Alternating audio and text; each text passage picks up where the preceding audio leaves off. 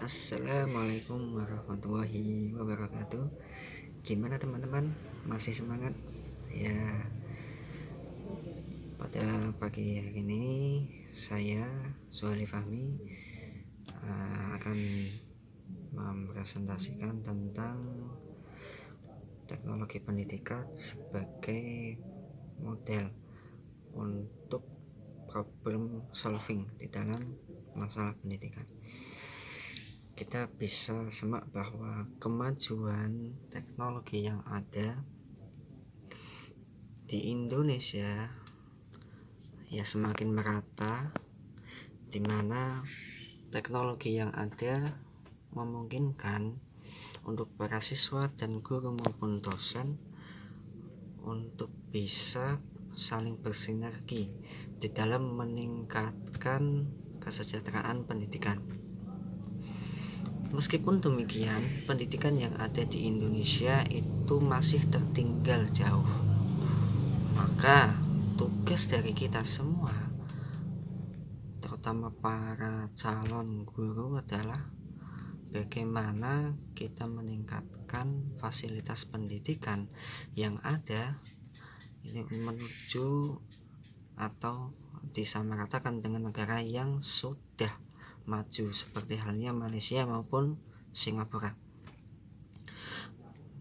Maka teknologi pendidikan adalah salah satu mata pelajaran yang dimana dalamnya terdapat isi-isi atau basis-basis yang mendukung untuk kemajuan pendidikan di Indonesia.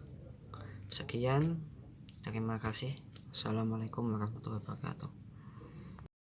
Untuk materi selanjutnya yaitu problem teknologi pendidikan. Perkembangan teknologi zaman milenial seperti sekarang memang memiliki banyak sekali manfaat, khususnya pada bidang pendidikan. Oleh sebab itu, banyak sekali orang yang ingin menguasai dan memanfaatkan perkembangan teknologi.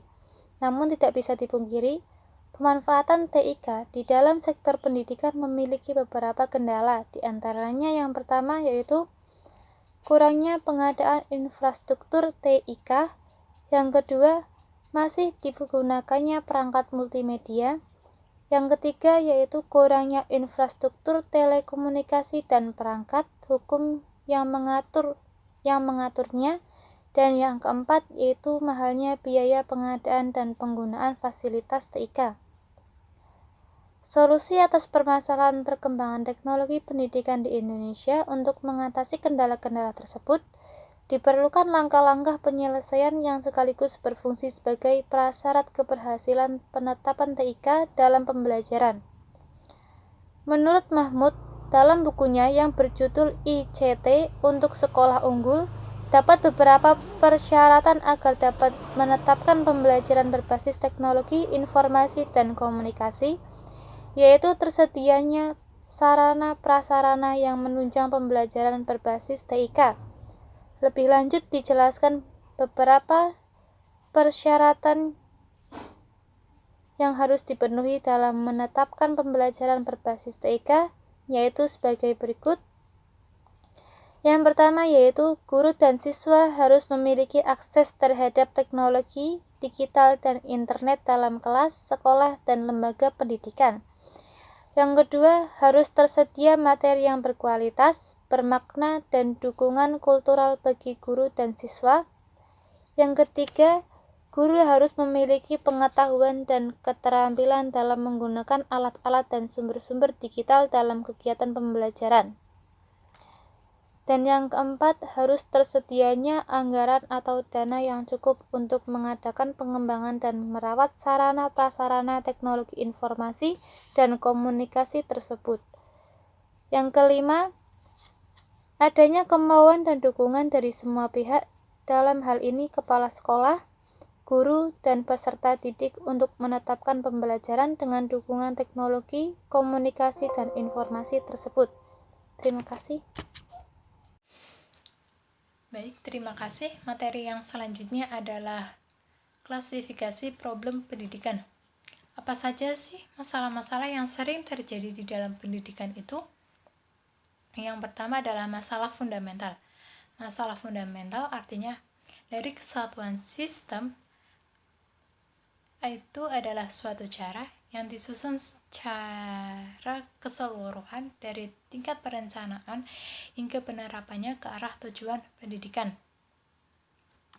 Masalah yang selanjutnya adalah masalah anggaran pendidikan. Tentu saja, anggaran pendidikan sangat berpengaruh bagi proses penyelenggaraan pendidikan yang bermoral, berkualitas, juga sangat berpengaruh terhadap profesionalisme guru. Yang selanjutnya adalah masalah kompetensi guru. Kompetensi guru yang kurang berprofesionalis akan mempengaruhi proses penyampaian pembelajaran kepada peserta didik. Yang selanjutnya adalah masalah sarana dan prasarana pendidikan. Masalah sarana dan prasarana pendidikan yang kurang memadai akan menghambat proses belajar mengajar. Ini akan menghambat juga dalam pencapaian tujuan pendidikan itu sendiri. Yang selanjutnya adalah pengelolaan dan efisiensi, seperti kinerja dan kesejahteraan guru yang belum optimal, proses pembelajaran yang masih konvensional,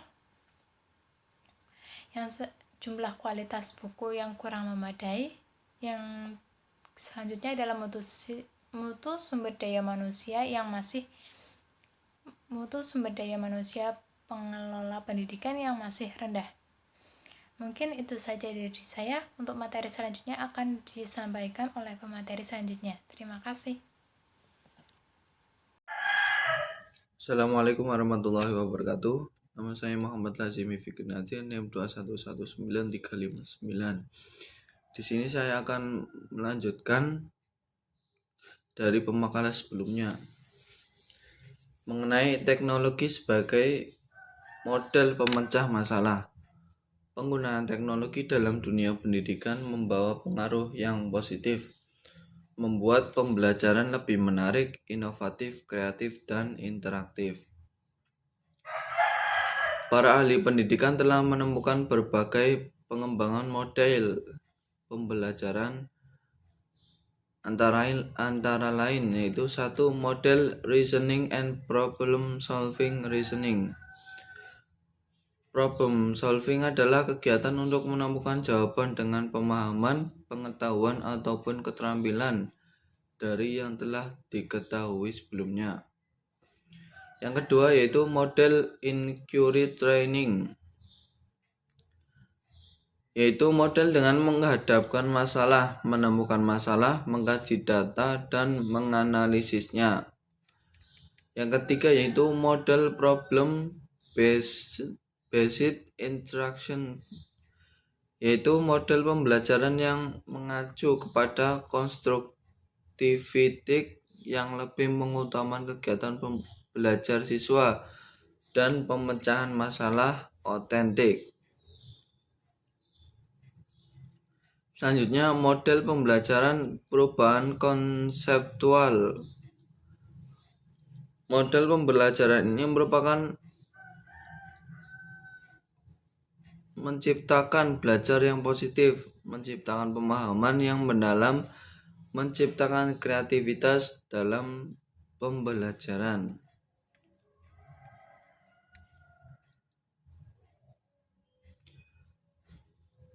Model pembelajaran paling efektif bagi orang itu berbeda-beda, namun menurut pemakalah ini pembelajaran yang paling efektif ini adalah dengan model problem solving, karena di dalam model ini dapat melatih kecakapan berpikir karena proses belajar ini memungkinkan menghasilkan cara pemecahan yang baru.